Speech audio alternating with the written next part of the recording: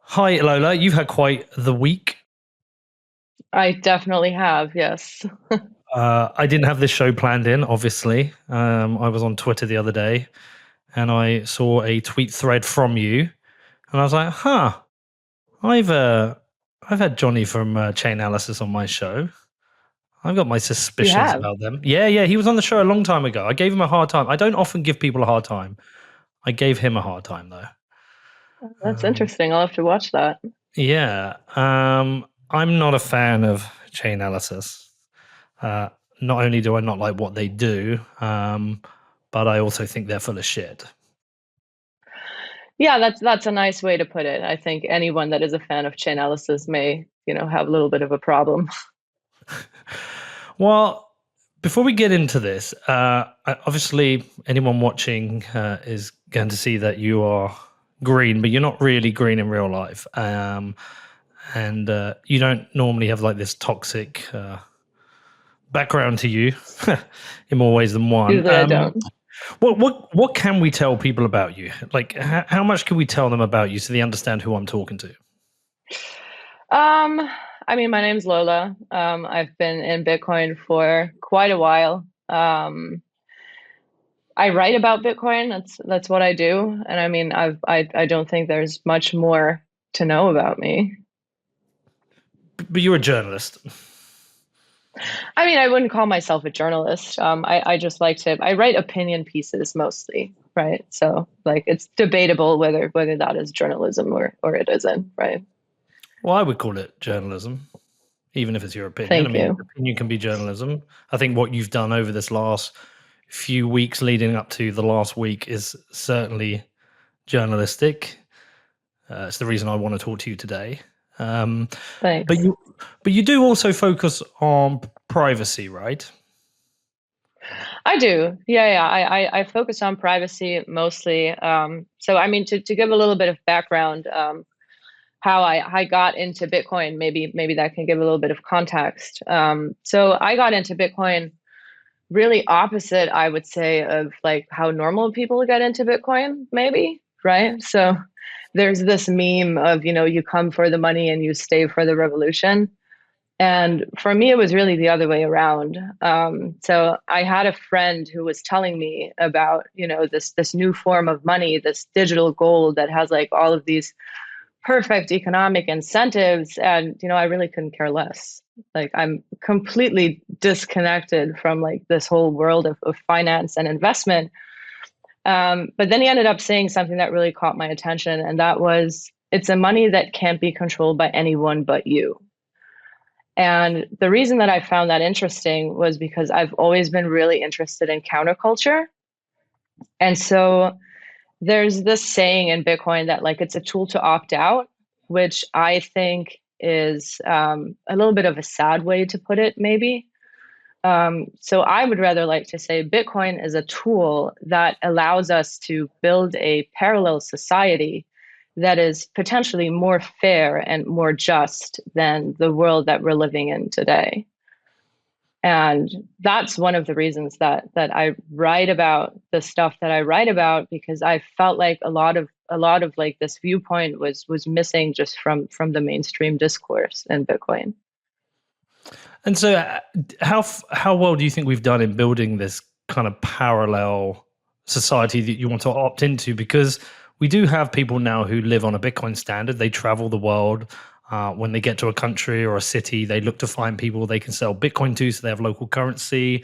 We do have these nodes, whether it's Berlin, Bedford, where I live in a small node, El Salvador, Nashville. There are these kind of nodes popping up where there is like a density of Bitcoiners. There are, places which will accept and take your Bitcoin.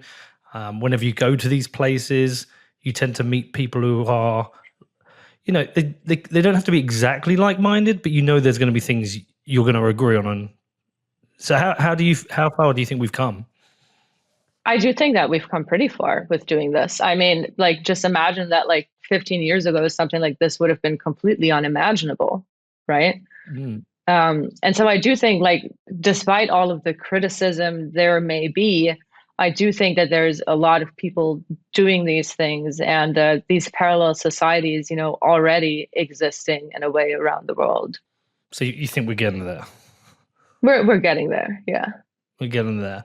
And in terms of coming into it from that direction, when you said you kind of have a background in counterculture, you like counterculture, do you therefore think by focusing on the economics, which a lot of people do, I mean, I do on my show, we cover macro a lot. Do you think we are actually missing an opportunity to engage with other communities?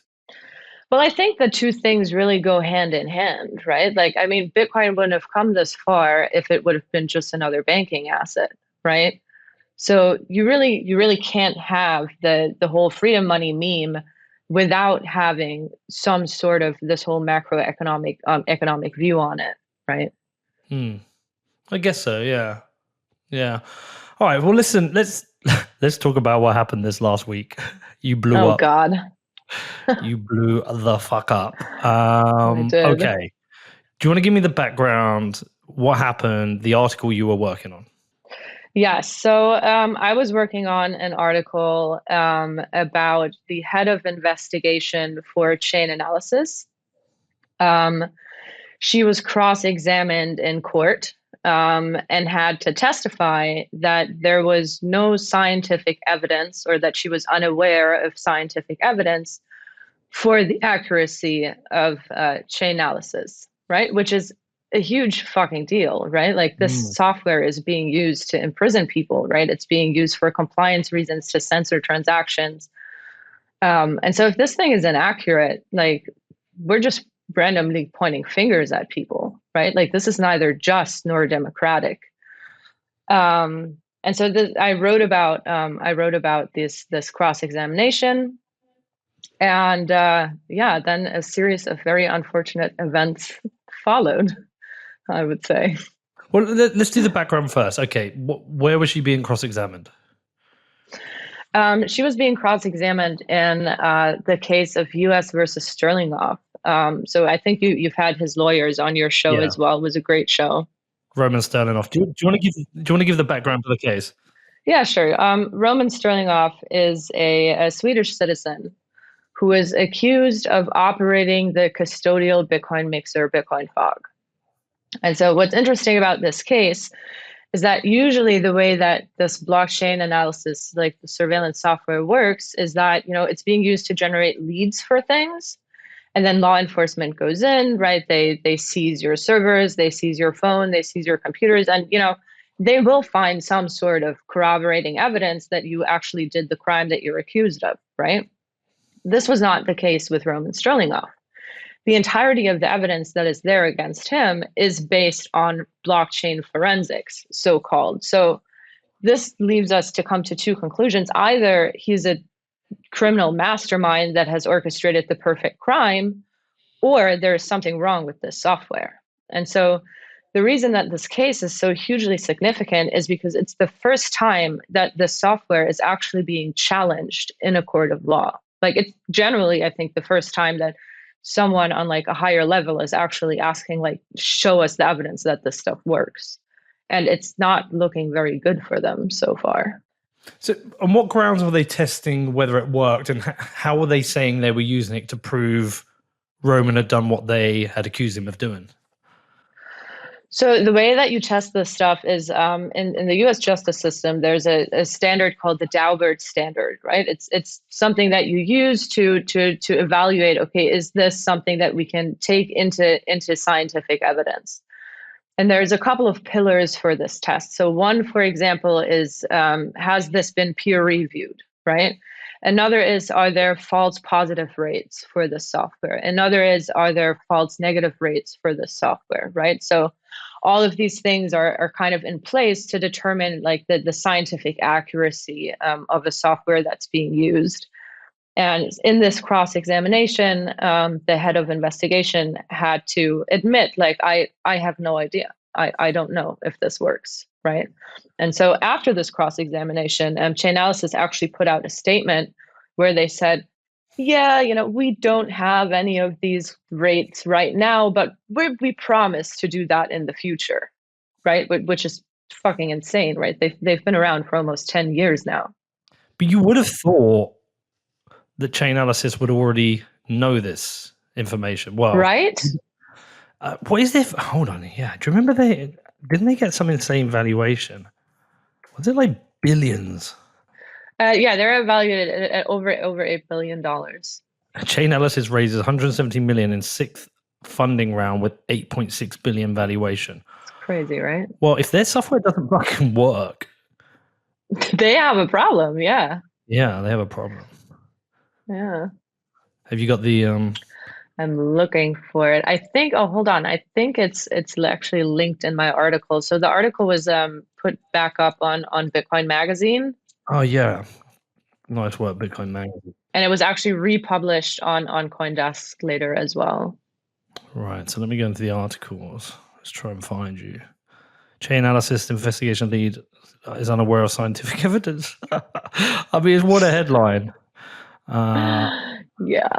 Chainalysis head of investigations doesn't seem to have a great understanding whether a company's flagship software even works. Elizabeth Bisbee, head of investigations at Chainalysis Government Solutions, it just sounds fucking awful itself, doesn't it? Testified that she was unaware of scientific evidence for the accuracy of Chainalysis reactor software used by law enforcement. An unreleased transcript of the June 23rd hearing shows.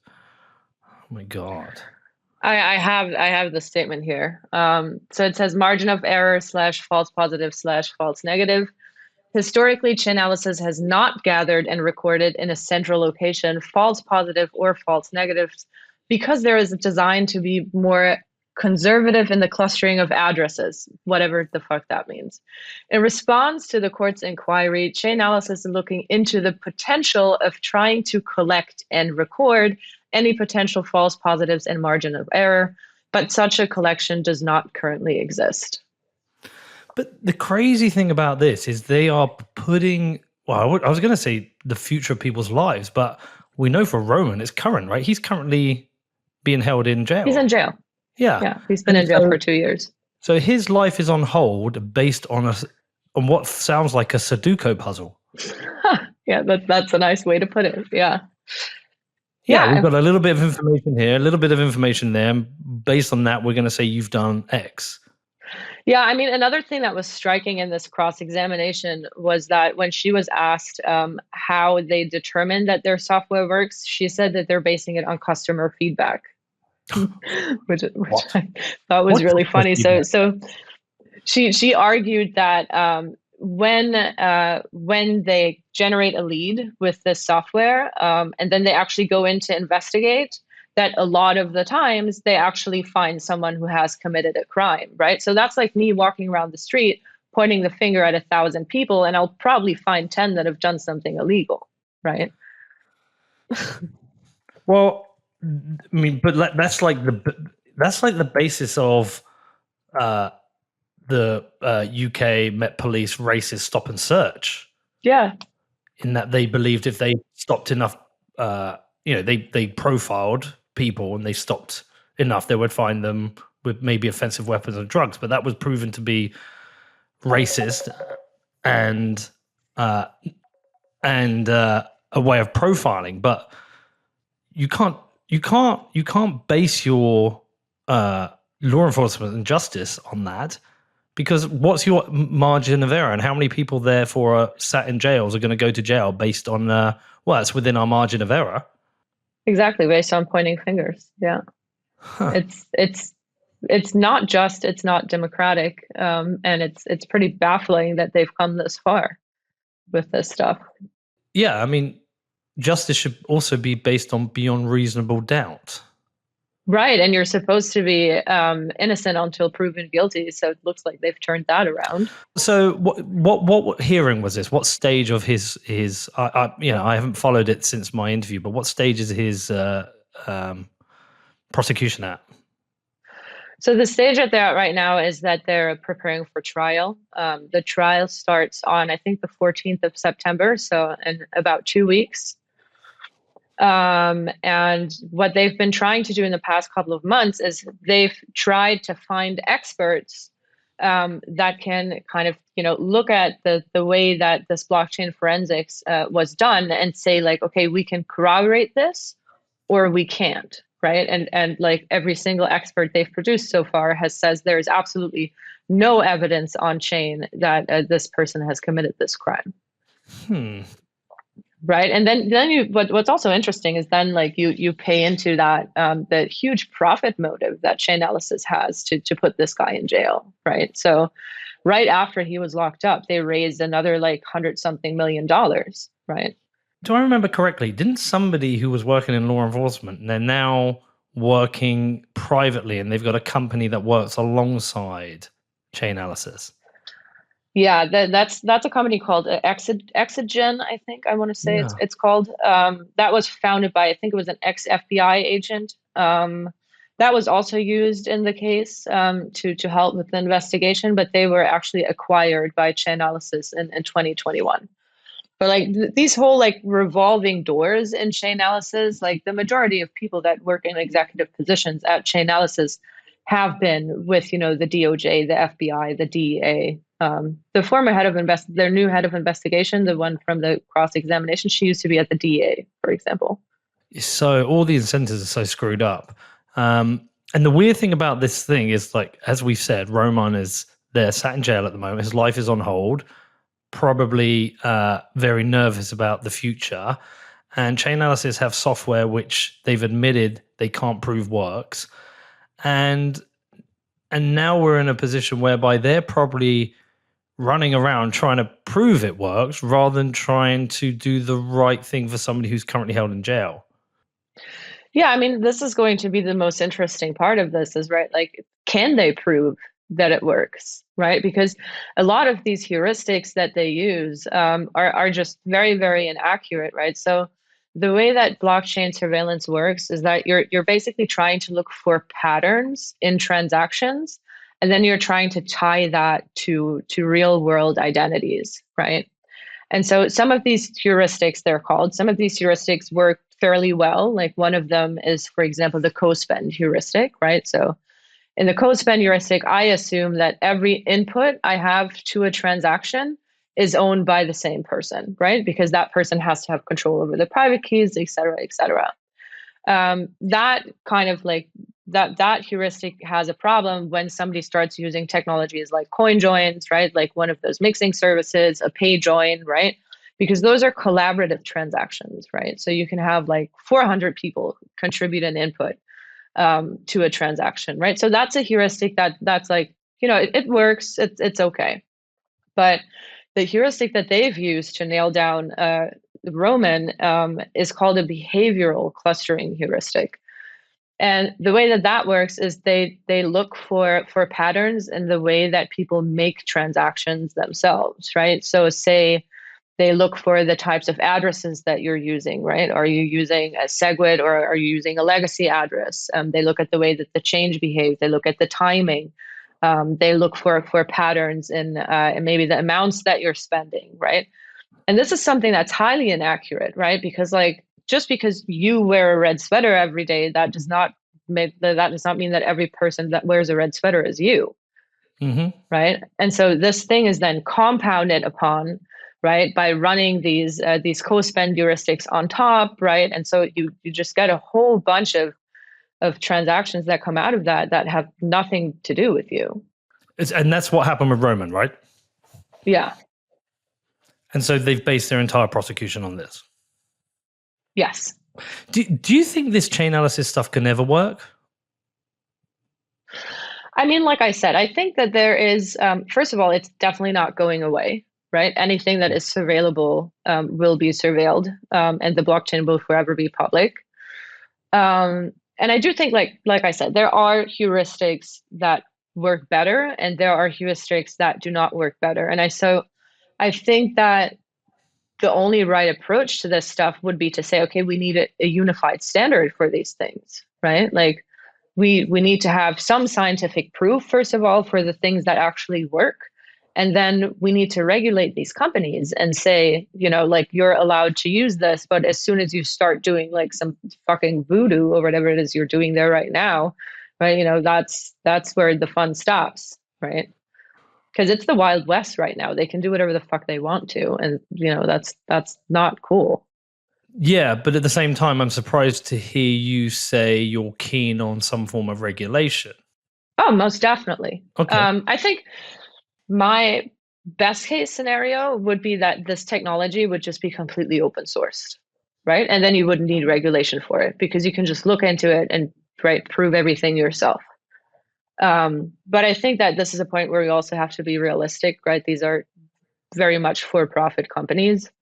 And I don't think that that's going to happen. So I do think that there needs to be some form of keeping these companies in check.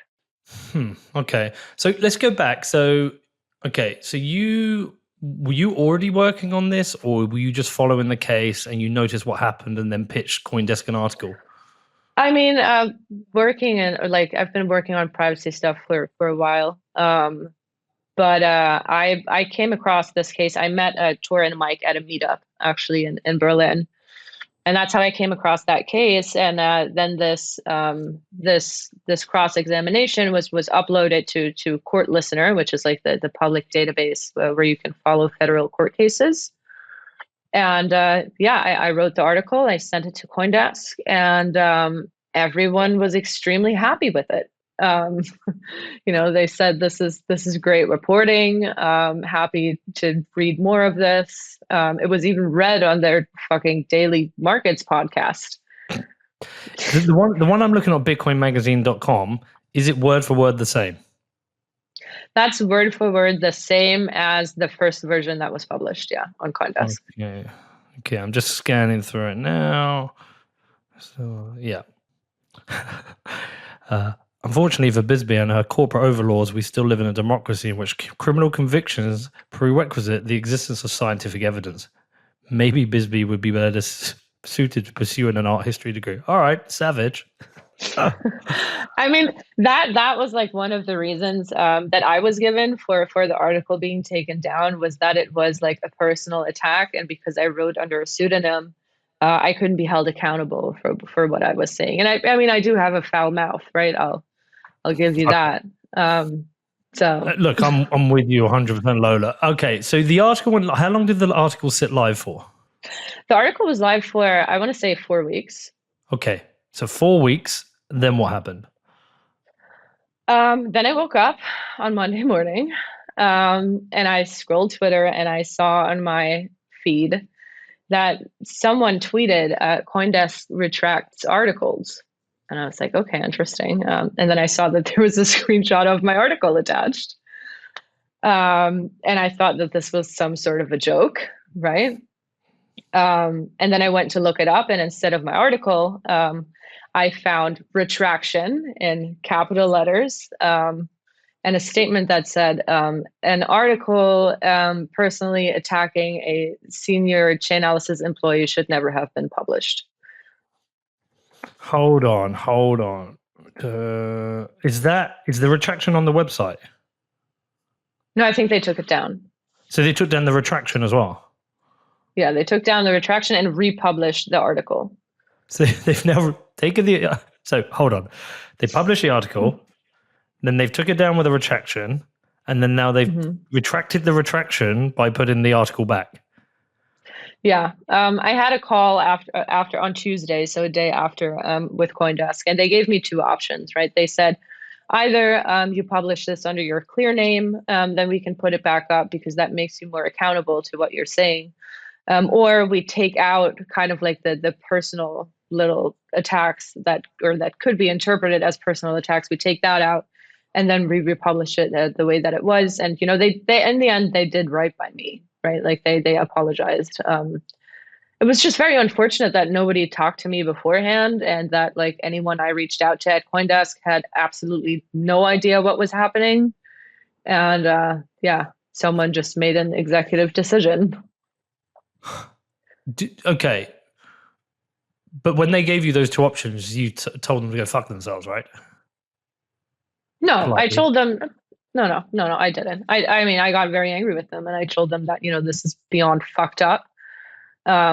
Because, like, it's my NIM is what I use to write, which is, how I make a living. And, that's my reputation there on the line. right? So I told him that that definitely wasn't cool. But I did think that putting the article back up was the best way forward, I think, for all of us. Yeah, but hold on. Is it back up with you retracting the personal elements or under your real name? No, it's back up with I think there's one the only the sentence where it says maybe she should have a different job that was taken out. But that's the best Um, I know I liked it too. It's still on Bitcoin Mag, so. bit. Um, and there was also a line added that says, this is not meant to be a personal attack on this person, but rather like to question the accuracy of the software overall. It's very 1984. It's strange, right? Yeah. Yeah. I don't like it. Do you have suspicions as to why they retracted it? Do you think this came in? Because did I see something about like Coindesk or investors in Chainalysis or something? Coindesk holding company, Digital Currency Group, is Yeah. invested in Chainalysis. Yeah, and that was something that made me extremely angry as well because I had no idea, right? And none of this was disclosed, like on the page of my article. So Coindesk has like all the way at the bottom in their website footer, they have like it's kind of like terms and conditions. It's like a very small line that says, "Hello, we're owned by Digital Currency Group, and here you can find the list of things that have been invested that we've invested in." Um, like nobody fucking reads that, right? So what made me so angry about that was that because this wasn't clearly disclosed in my article, like that could have been something used to discredit me, right? Yeah. So Yeah, of course. Yeah. Huh. that's something that I really didn't like about it. And I mean, we can speculate on like what the real reason is for why they did it. I don't think that makes much sense. I think the way more interesting question is why the fuck is nobody writing about this? Because we're not talking about like some fringe software project here. We're talking about a multi-billion-dollar US government contractor, right? And every time they lock someone up, the first people to jump on these stories are people like, the New York Times and the Wall Street Journal, and, trying to paint these people like they're fucking Batman. And no one apparently has ever stopped to ask the question of, does this actually work? Like, is this the state of journalism that we're in, that you're just taking things for granted that people tell you now? But this is the state of journalism we're in right now. I know. Unfortunately, apparently. Let's be very honest about this. If anyone from the Wall Street Journal, New York Times, yada, yada, writes about Bitcoin, they either write about when the price is going up or they write negative hit pieces, whether that's to do with mining or whatever. They've all been approached multiple times with facts and more accurate information, accurate articles, and they've ignored it. Even the piece, I can't remember, there was a piece in the New York Times a few months ago. I'm pretty sure Troy Cross was helping them, and they still wrote a hit piece. I mean, they write hit pieces now, and they only ever write hit pieces on Bitcoin. So that is, Lola, that is the state of journalism we're in now. I mean, you only have to be in Bitcoin for a short amount of time to realize like the entire media sector is bullshit now. Yeah, and it's crazy. I mean, what do you do about it, right? Like, I mean, a lot of people said to me, like, oh, just self-publish these things, right? Like, put them on Nostr, right? Like, do value for value. Like, those are really nice ideas, but I can't survive off of someone tipping me 10 cents for a 2,000-word article. No, you won't. And on Nostr, you're only ever going to reach an audience that it's a bit like the Bitcoiners talking to Bitcoiners about Bitcoin. Yeah. They're all going to go, yeah, fuck them, fuck this is bullshit. And it's just like they're sat in a very neat circle of people who agree. Is you actually want to break through and communicate this to a wider audience, help them understand it. So like, yeah, I'm completely with you, but that is a much wider question about what we do about it, because I think there's definitely a lot of big issues within corporate. I mean, Michael Malice is the one who very directly tells me this is corporate media now. Do not call it media, call it exactly what it is, corporate media. I think even Dave Smith on Rogan the other day was referring to it as corporate media. It is now corporate sponsored media. It is not journalism. There are very few journalists out there anymore. It's corporate media. So like you ask a very important question. Look, I've got ideas, but what do you think we do about it? I have no idea. Well, I I just really think have no idea. I just think we have to. I think it's a long game. It's a bit like Bitcoin, right? We all know why Bitcoin matters, and it's different for different people. For you, Lola, it's one reason. For me, it's another reason. For an activist working in the Middle East, it's another reason. For somebody in Africa trying to transact with cross border, it's another reason. There's all these different reasons, right? But we all know it's a very good form of money for certain things. Maybe not a unit of account yet, but we do know that. Yet we still have this issue where lots of people aren't buying the story. Listen, I operate a Bitcoin podcast. All my friends know what I do. None of them are buying Bitcoin. I talk to them about it. None of them are buying Bitcoin. I think media is the same. It's a long game. The 13 years, 14 years nearly we've had Bitcoin, it's grown out of the cypherpunks and through the nerds, through some of the macro people into wider culture. But it's still like whatever millions who own it. It's going to take years, maybe decades. I think the same thing's going to happen with media. I think you will support it for as long as you realize it's bullshit, and it's going to keep taking beatings until people realize that they can't trust it, and then you have to trust it more independent sources, whether it's someone listening to my podcast or reading your articles. Right? You got to slowly just beat them down. Infiltrate. Yeah. But there's another, because I was thinking about it today. I often think of articles and never write them, but today I was thinking about, how do I write an article to get people interested in Bitcoin when I know really they want to buy it for one reason, which is make money? What you talked about at the start, right? That's the one reason. And I was trying to kind of articulate it in my own mind when this morning, and I was thinking it's trying to communicate to people that don't buy Bitcoin to make money. Buy it as a protest vote. Yeah. Whether you hold 50 or 100 pounds, you're part of the protest, part of the movement. And can you gradually bring people into this? Because I think the benefits of getting more people into this is it's making a stronger network. So I think it's the same with the media. It's like your articles are not only maybe opinion pieces, but journalism, but they are a protest as well, because you're doing proper journalism. Thank you. Okay, so how are you going to infiltrate the New York Times and get Lola on the front cover? I don't think that will happen anytime soon, but I did realize that like there's been so many layoffs lately, right? Like with Coindesk, with Vice as well. And some people from Vice Media actually founded a new media outlet called 404 Media, which I can highly recommend. They're doing a lot of investigative tech reporting. And I think that that's maybe the only way forward, right? It's like you need to take a risk and you need to start self-publishing things. But for that, you need a platform and you need a reputation for these things. Yeah, I'm just looking at the 404. It's a cool name for a media company. It's cool, right? Yeah. It's paid subscription. Yeah, it's these tricky things. It's almost it's. I think it's very difficult to build big media companies now. I mean, Vice found out. They were very cool. I mean, I assume like me, you absolutely loved them at the time where Shane Smith was traveling the world and they were making cool films, and then they wanted to be worth $5 billion and just they went woke. Created a lot of bullshit. They lost their roots and then died off. But there are a lot of successful people who managed to do it as one person or three people or five people. We just need the larger ones to also go broke. I did find out,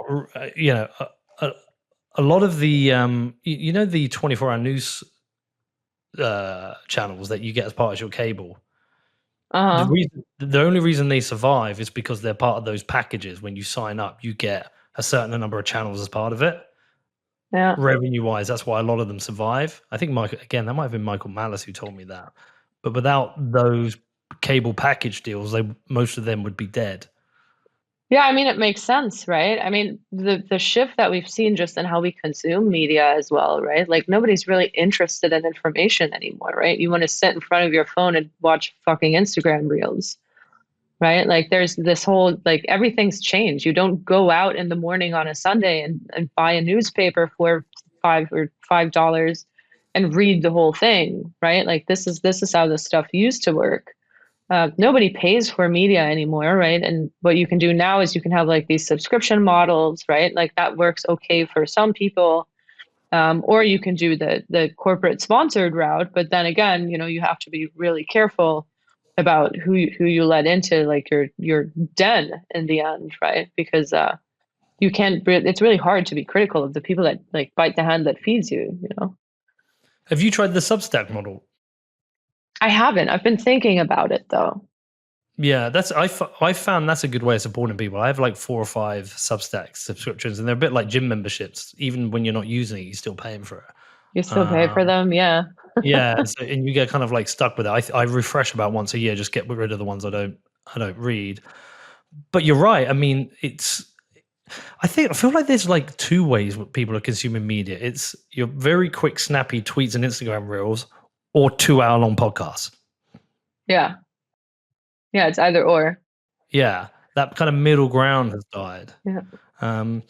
So are you not going to be doing anything for Coindesk now? I'm not sure. They were very kind to me. They told me that if I ever write anything like this again, I should reach out to them. I don't know. I've kind of lost trust, and with what they've done to me. I don't really feel like they're going to have my back if stuff happens. Yeah, but you can do that now with Bitcoin Magazine, right? You have that relationship. Yeah, yeah, I've had that for a long time. Yeah, I thought, I'd try something else for a change, and that's come around to bite me in the ass, unfortunately. So what are you going to work on now? Are you working on any other stories? There's actually a follow-up story coming up, which is also an expert report in the same case of the head of investigation of CipherTrace. So CipherTrace is also a blockchain surveillance firm. It's owned by MasterCard. And what they've done is they looked at all of the evidence that is there, and they tried to kind of evaluate like all of these heuristics and these things that Chainalysis, like these conclusions that Chainalysis came to. And they found that the heuristics used by Chainalysis are quote unquote reckless. Hmm. Yeah. So that's the next article that's coming out. There's a lot of spicy stuff in that expert report.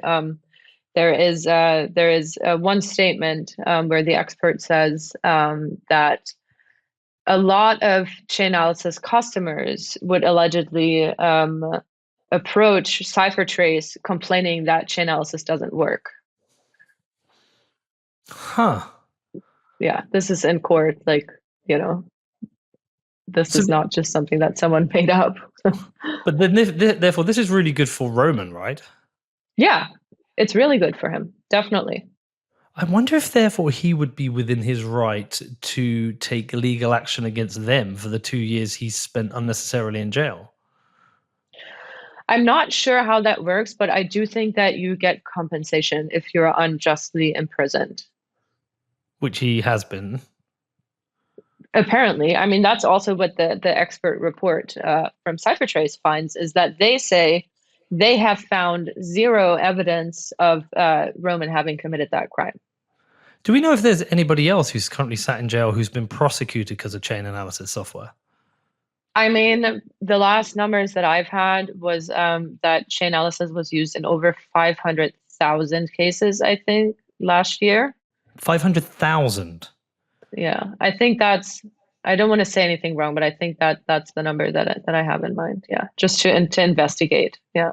Wow. So, I mean, I'm going to assume amongst that there's a large number where the evidence was crucial for the prosecution, which I think that's possibly going to lead to, God, that could lead to a whole number of appeals.